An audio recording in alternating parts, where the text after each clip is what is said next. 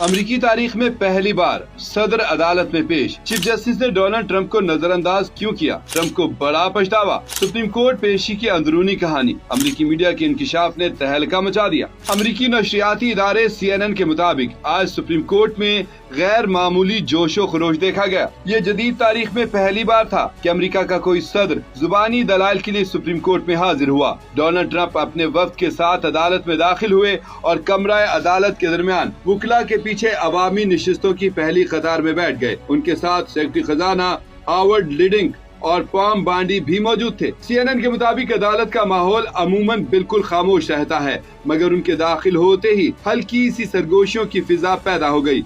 वो अदालत की सजी हुई खूबसूरत छत को देखते रहे, जैसे पूरे माहौल का तजस्सुस और हैरत दोनों के साथ जायजा ले रहे हों। फिर चीफ जस्टिस जॉन रॉबर्ट्स दीगर जजों के साथ कमरा अदालत में दाखिल हुए और उन्होंने सदर को बिल्कुल नजरअंदाज किया। ये मुनासिब भी था क्योंकि डोनाल्ड ट्रंप इस मुकदमे में एक फरीक थे। अमरीकी नशियाती इदारे CNN ने बताया कि ट्रंप इस हिस्से तक मौजूद रहे जहां सोलिसिटर जनरल जॉन सावर दलाल दे रहे थे, जो सदर ट्रंप की जानिब से पैदाइशी शहरियत को महदूद करने की कोशिश का दिफा कर रहे थे। इसके बाद चैलेंज करने वाली वकील ACLU की सेसिलिया वोंग ने दलाल देना शुरू किए तो ट्रंप तकरीबन 7 मिनट बाद ही अदालत से चले गए।